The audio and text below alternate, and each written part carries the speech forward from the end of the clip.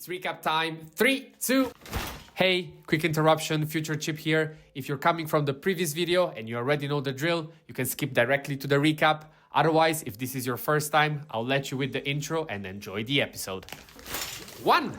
Hello everybody and welcome to the Shower Podcast, the podcast where I'm in my shower and you do you. I'm your host Chip and this is not my usual intro. This is a bit of a special episode. Unfortunately, I will be away for a few days and I found out this interesting way of filling the gaps with recaps from previous episodes. If this is your first time here, use it as an opportunity to find topics that you might be interested in and go back to listen to the original ones. If you are a usual listener of the Shower Podcast, well, again, this might be a rehearsal of topics that you might be interested in. Otherwise, I understand if you want to wait for me to be back. But in the meanwhile, the podcast needs to continue and we need to reach day 365. Having said that, I will not keep you longer. Thank you very much for listening. As always, a like and a subscribe. They are always welcome. And now, recap time. Hey you, so maybe you've just bumped into Chip's work. Or perhaps you're just looking for a quick way to catch up on his latest thoughts. Yeah, either way, you're definitely in the right place. We're going to do a bit of a deep dive today into the last 5 episodes Chip released. That's 130 through 134. Think of it as the highlights reel. We'll hit the main themes, the key takeaways Chip shared. And look, if something we talk about really clicks with you and you haven't heard the original, absolutely go check it out. This is just a synthesis. The full episodes have, much more depth.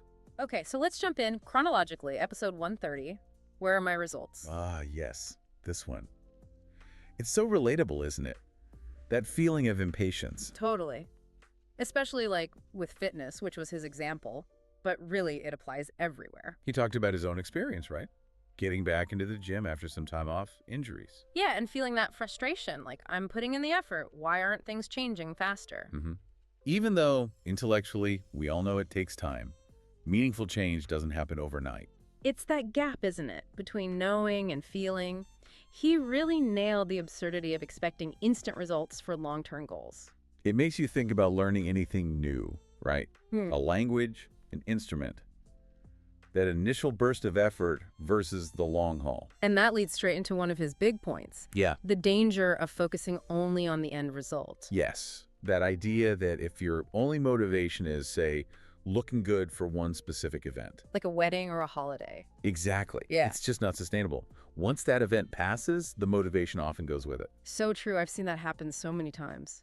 But then he shifted, which I thought was really insightful. Towards enjoying the process itself. Exactly. He realized that for him, he actually likes going to the gym. That intrinsic enjoyment is key. Right. It makes consistency almost. Yeah. Well, not effortless, but certainly easier. Even when progress feels slow or you hit a plateau. Because you're not just white-knuckling it towards some distant goal. You find value in the doing.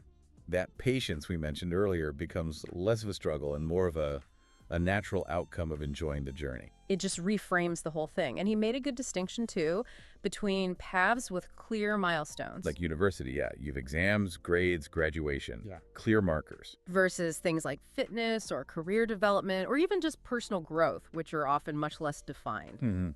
And in those fuzzier areas, that's where patience and, importantly, self-trust really come into play. And where, as he pointed out, things like coaches or trainers can be so valuable. Right. Not just for the how-to, but for that external validation and reassurance when you can't quite see the progress yourself. Yeah, sometimes you just need that outside perspective. So the big takeaway from 130. Patience. It's fundamental. For success, sure, but also just for, well, happiness in the long run. Definitely. Okay, moving on. Episode 131. Wow, this title. Your brain is lying to you. Yeah, that's a grabber. But the core idea is fascinating. It's about how our conscious experience isn't really a live feed of reality. Exactly. It's more like a prediction. Our brain takes all this past information, sensory input, memories, everything, and it constructs a best guess of what's happening right now and what's about to happen. And this prediction happens so incredibly fast. So fast that it feels like we're experiencing the present moment directly. But we're actually experiencing the prediction. He mentioned getting the idea from a Kurskasak video, right? The animation channel. Yeah, the one with the birds, he said. Yeah. Definitely worth checking out if you're curious. They explain complex stuff really well. So our reality is sort of constructed based on the past. In a way, yeah. Yeah. And it becomes more obvious when that process gets disrupted. His example was being tipsy. Right, because alcohol slows down the processing. So there's a noticeable lag between sensory input and the brain's prediction, making those predictions feel, well, off. Misjudging steps, perception feeling weird. That makes so much sense. It's like the mask slips a little bit. It really makes you think about the nature of perception. He even threw in that random thought about, atoms being mostly empty space. Yeah. What feels solid isn't really solid at the micro level, kind of parallels the perception idea. And the crucial link he made was to critical thinking. Ah, yes. If our immediate perception is already an interpretation, a prediction, Then just passively accepting information or even our own gut feelings becomes riskier, doesn't it? we need to be even more vigilant about questioning things, evaluating information critically. He expressed some concern about maybe a decline in that ability generally, Yeah. a tendency to accept things too readily. Yeah. It's a powerful reminder. Don't just trust the feed your brain is giving you without checking it. A really thought-provoking episode.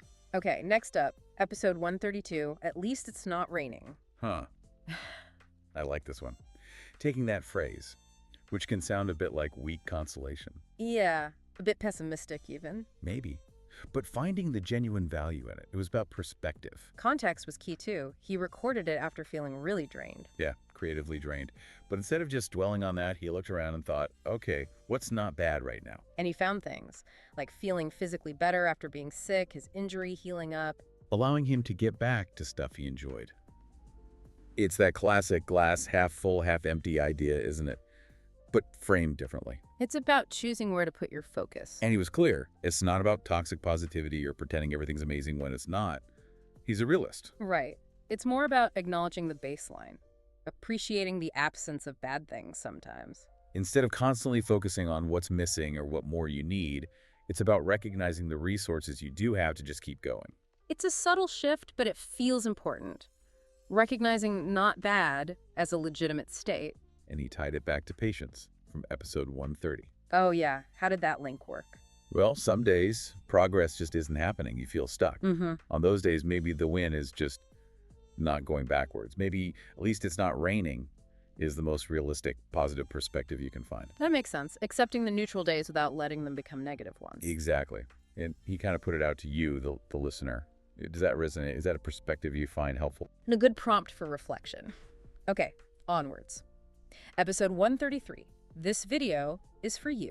Right. This one dove into the murky world of why we watch what we watch online. Algorithms, preferences. Yeah, and he started from his own experience, didn't he? Noticing himself doom scrolling more. Mm-hmm. That endless consumption of negative news or content, it got him thinking. His initial point was interesting, if you're listening to this deep dive, or Chip's original stuff.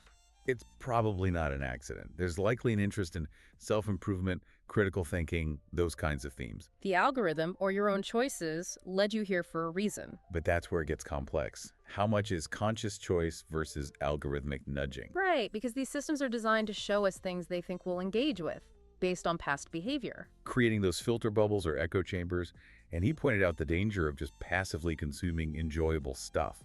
Enjoyable doesn't always mean valuable, or even true, does it? Not at all. It's easy to just let the feed wash over you without really evaluating it. And the really scary part he mentioned was negative engagement. Oh yeah. The algorithms often don't care why you engage, just that you engage. So outrage, anger, hate, that can drive clicks and views just as much, maybe even more, than positive feelings. Which means you might end up seeing more content that makes you angry or upset simply because it keeps you hooked. It's quite manipulative when you think about it. So his call to action was really about becoming a more conscious consumer. Yeah. Actively think about what you're watching or reading. Question it. Ask how it's affecting you. Don't just be a passive recipient. Be critical. Mm-hmm. Which ties back nicely to the brain prediction idea, actually. True. Evaluate the input. Yeah. And he even floated the extreme alternative. Just going offline completely. Yeah. Which shows how serious he felt the issue of overwhelming, potentially manipulative content has become. It's a real challenge in the modern world. Okay, that brings us to the last one in this batch, episode 134, Just Fake It. Love that title. Yeah. A direct riff on just do it. But with a twist. His argument was about shifting focus in habit building. Right. Away from purely outcome-based goals. Like run 5K or lose 10 pounds. Towards focusing on identity. So instead of just doing the thing, you start being the kind of person who does the thing. even if it feels like faking it initially. Exactly. Because focusing only on the outcome can create friction, right? If you don't see results quickly, you get discouraged. Yeah, it can undermine consistency. But if you change your self-perception, If you start identifying as a runner, even if you're just starting, then getting up for that run feels more aligned with who you are or who you're becoming, less of an internal battle. he used the gym example too. Identifying as a gym person, or whatever term you use, it fosters that sense of belonging and makes consistency feel more natural. It's like you're acting in accordance with your identity. And he tied it back to the brain. Reducing that internal friction makes the behavior easier to perform. Your brain isn't fighting your self-image. That makes a lot of sense. It's less about willpower against yourself and more about embodying a role. Plus, it helps with setbacks. If you identify as a runner, missing one run doesn't mean you failed entirely. Right. You're still a runner, you just missed a run, you get back to it tomorrow. It's more resilient. Much more. It's anchored in who you are, not just what you achieve on any given day. So the encouragement was try faking that identity in a new area you want to develop. Act as if. Yeah. Build the identity, and the actions often follow more easily. A really interesting take on habit formation. So there we have it. 5 episodes, quite a range of topics. Definitely. From patience and process in episode 130. To the predictive brain and critical thinking in 131. Finding perspective with At Least It's Not Raining in 132. Navigating online content and algorithms in 133. And finally, the power of identity with Just Fake It in 134. When you lay them out like that, you see some cool connections, don't you? For sure.